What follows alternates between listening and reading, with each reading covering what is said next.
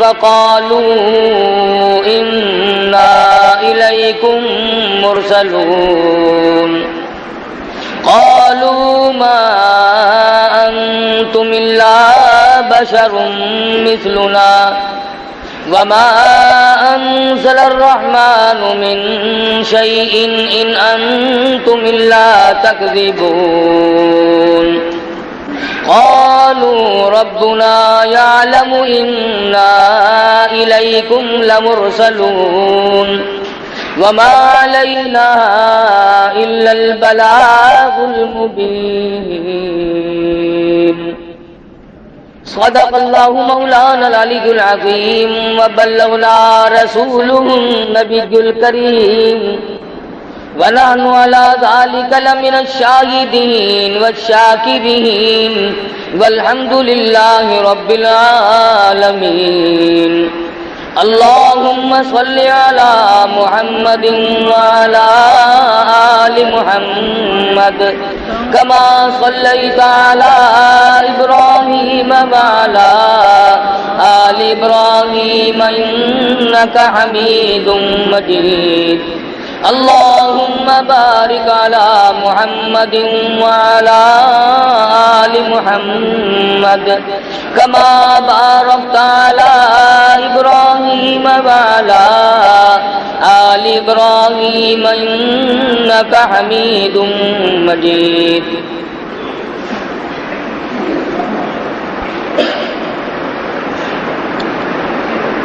قرآن کریم کے 23ویں پارے سورۃ یاسین کے دوسرے رکوع کی چند آیات ہیں۔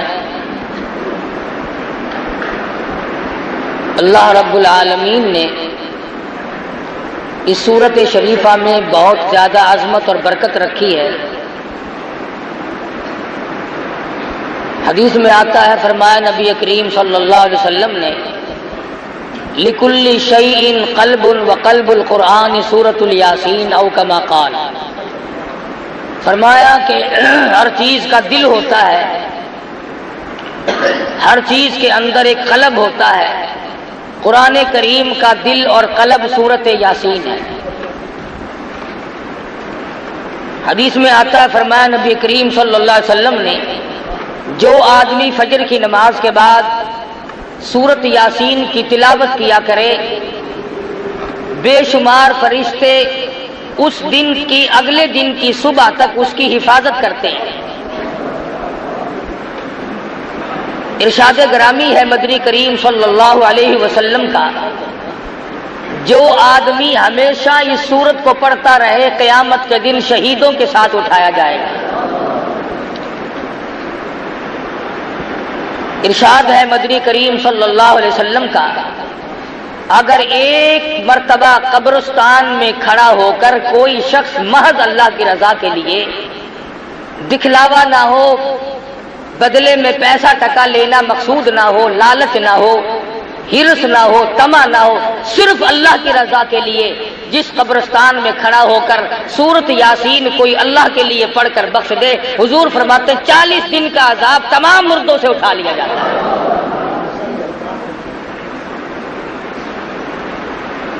ارشاد فرمایا مدنی کریم صلی اللہ علیہ وسلم نے، جو آدمی چاہتا ہے کہ مجھے زندگی میں بھوک کبھی نہ آئے، وہ سورۃ یاسین کی تلاوت کیا کرے۔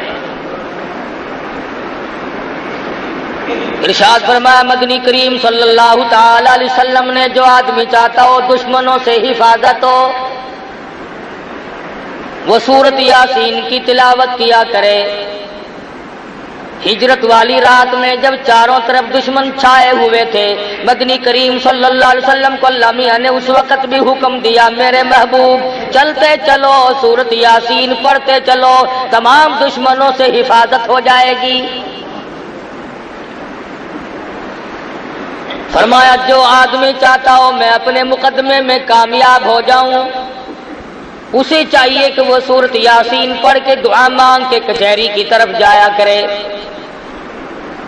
ارشاد فرمایا مدنی کریم صلی اللہ تعالی علیہ وسلم نے جو آدمی چاہتا ہو میرے کاروبار میں ترقی ہو، میرے کاروبار میں برکت ہو، میرے کاروبار میں وسعت ہو، میرے دھندے میں فراخی ہو، حضور فرماتے ہیں اس آدمی کو چاہیے کہ اپنے کاروبار کی جگہ بیٹھ کر ہر صبح کو سورۃ یاسین کی تلاوت کیا کرے۔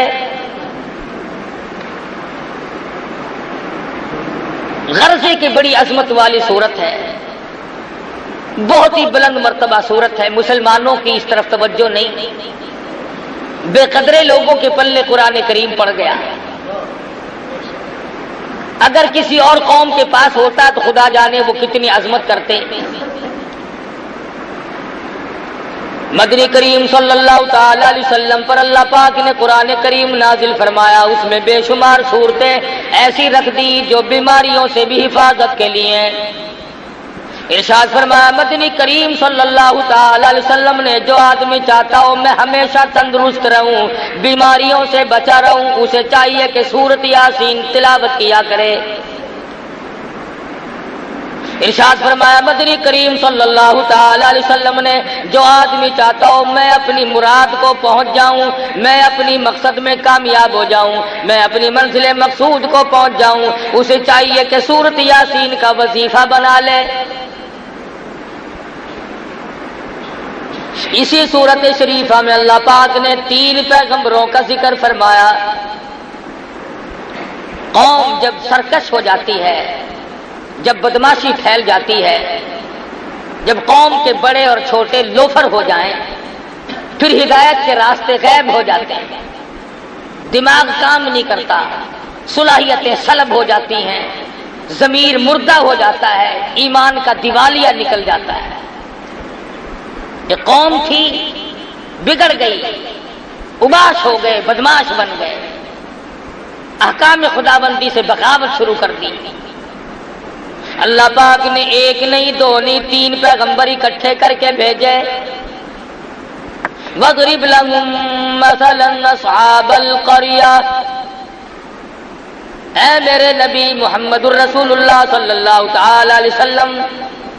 اس اپنی قوم کے سامنے، اپنی برادری کے سامنے، اپنی امت کے سامنے، ان لوگوں کے سامنے جو کلمہ پڑھتے ہیں لا الہ الا اللہ محمد الرسول اللہ صلی اللہ علیہ وسلم، ان لوگوں کے سامنے ان 3 پیغمبروں کا ذکر کرو، ان کے واقعے کو دہراؤ جو بستی والوں کے پاس آئے تھے۔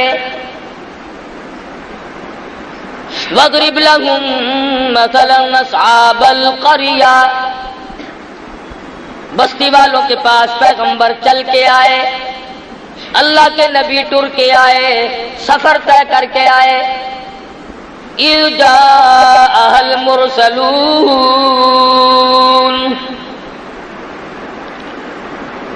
اِذْ أَرْسَلْنَا إِلَيْهِمُ اثْنَيْنِ فَكَذَّبُوهُمَا